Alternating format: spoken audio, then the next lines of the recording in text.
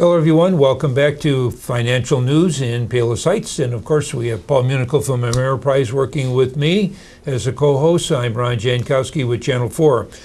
Paul, give the viewers, especially this uncertainty. Where are we going with the tariffs? Yep, and we've talked about tariffs a lot in the last couple of weeks because it has been such a big story. And we have had viewers, ask, can you explain it a little less complicated, more for the average person? So I'm going to attempt to do that today, and we'll see how it goes. I was going to bring that up, but I'm glad you did, because the average person is getting confused as what we should be doing if you're an investor, and you're a small investor especially. Yep, so let's try and aid those people today if we can. So just to put in context, presently today the U.S. has a 25% tariff on $240 billion worth of imported Chinese goods based on 2017 import values. Now, that would amount to a total tariff expense of $60 billion on an annual basis. This number, however, is likely meaningless to the vast majority of people, so let's try and put it in context that the average person can relate to using gasoline prices. So, $60 billion is equal to a 40-cent change in gasoline prices. So if gas prices rise by 40 cents and the increase is maintained over the course of a year, it would be a $60 billion hit to consumer purchasing power. If gas prices go down by 40 cents, it is a $60 billion boost to consumer purchasing power. So have we seen 40-cent swings in gasoline prices before? Sure we have, absolutely, several times. But have we seen the economy crash or boom as a result? And the answer overwhelmingly is no. So of course there are many aspects to the ongoing U.S.-China trade dispute than the tariffs alone. Also, the 60 billion figure is likely to be much smaller in reality due to lower import volumes and other factors. But the negative impact on the economy overall is likely to be larger. So for more on the economic influence of the ongoing U.S.-China trade dispute, feel free to give us a call and I can get you out some of our recent commentaries in print if you're interested, our basic economic views and things of that nature. So feel free, if you want more information on this very important topic, to call me, or I can answer you over the phone or give you some stuff in text to read. Perfect. Viewers, I'm sure will appreciate that. And I know you've got updates for the viewers on markets, and you picked a few. Yes, I do have, and of course, Ameriprise Financial had provided us with this information, today being June 17th, 2019. The S&P 500 is a plus 16% year-to-date. The Dow is a plus 13% year-to-date. NASDAQ, a plus 18% year-to-date. We have really gone upwards to all of the numbers that we've been reporting back months ago. We went upwards, and then the tariff talk hit, we dropped down, and then we were starting to make a little bit back again. But still, overwhelmingly, by the numbers you reported, it's been a good year. Despite the pullback for the stock market. There are three that are sectors that we should probably just mention for the sake of being aware of. The Bombay in India is fallen 1%, and it's a year-to-date 8%. Positive. Yeah. I'm sorry. Good point, Paul. The crude did fall just shy of 1%, and now it is a positive 14%. Aluminum, this is per ton, it fell 1%, just slightly above that, and it's a negative 6%. In fact, it's almost a couple fractions from being actually 7% down. Amazing how these sectors have been impacted by all the things that we just talked about. Yep.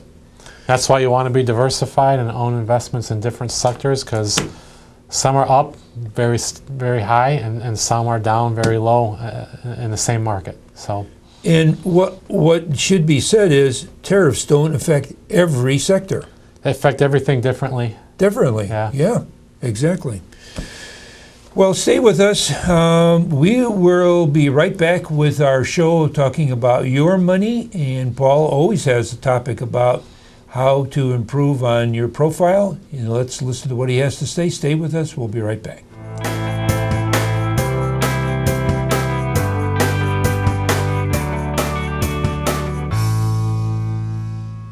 Thanks for staying with us. We're back with your money. And of course, Paul always has a topic to talk about and talking about your profile and the things that you should be concerned with. And today we're going to be talking about managing aging parents and their finances.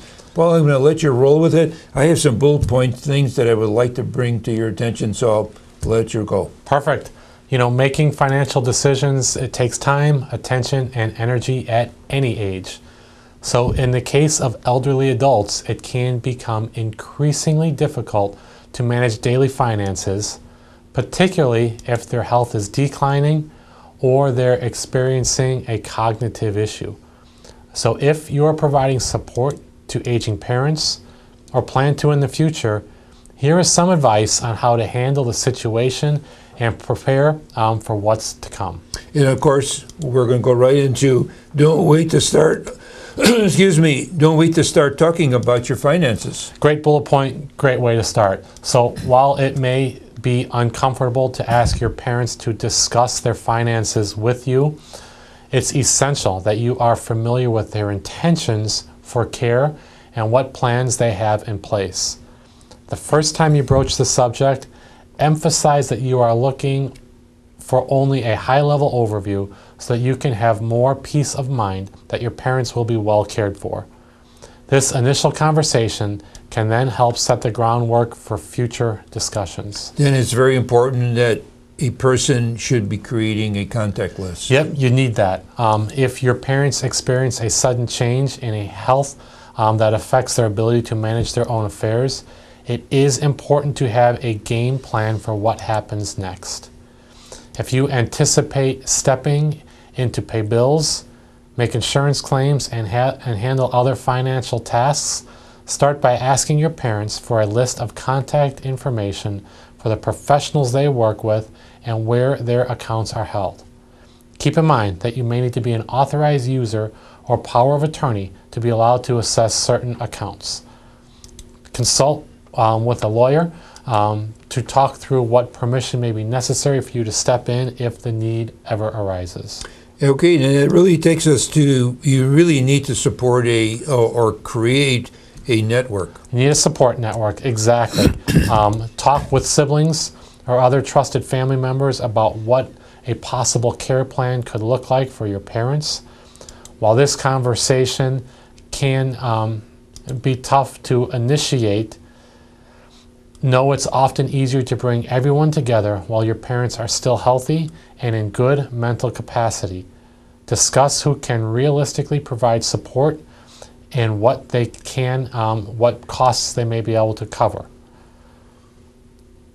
Proactively deciding who can drive your parents to the doctor's appointments, manage financial affairs, care for their home, and handle other tasks can help you avoid a strain on your time and energy down the road. So then it's really important that you anticipate a future lifestyle and changes that may become challenging. Absolutely. So even if they aren't yet needed, explore the options and costs of various assisted living and memory care services, and check your parents' insurance policies to see if and how services might be covered. You may also want to decide whether their home or yours could be modified to provide additional space or comforts, such as wheelchair access. Knowing what choices exist and how your parents feel about each one can help you make future decisions with much more confidence. And you should really know what your rights are at work. Yes. The Federal Family and Medical Leave Act of 1993 allows covered employees up to 12 weeks of unpaid leave to provide care for a family member with serious health condition. Now always consult with your Human Resources Department to learn what your company's policies are for supporting employees who are caring for a parent and how to initiate a claim if you need to. Many employers have access to resources and support groups to help you manage your responsibilities at home and at work. So it's really important that you really maintain momentum on your own financial goals. Exactly.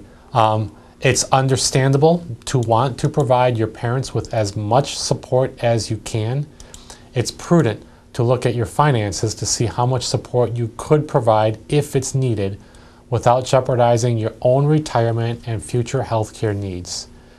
It's hard to imagine, let alone talk about, what caring for an ill or aging parent might look like. So for additional support and having family conversations, evaluating financial options, or creating a plan for your parents, contact your financial advisor and your trusted lawyer. These experts work day in and day out with families in similar situations and can help you take the necessary steps to feel more confident about your own plan.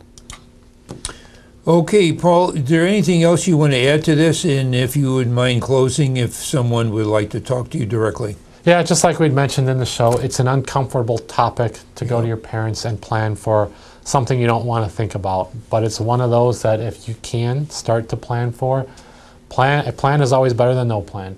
That's the way I look at it. And you never know what that timeline will be for needing that plan, so start now, right? That's right. But as we mentioned, contact your lawyer, contact your financial advisor for help. If you don't have a financial advisor, feel free to reach out to me directly at 708-226-3412. All right. Thank you, Paul, for bringing that topic. I'm sure there's a lot of viewers that are going to be interested in some of these comments you've made and maybe talking to you. For Paul Munichel with Ameriprise Financial, myself, Ron Jankowski with Channel 4 and Palos Heights, we wish you good investment day.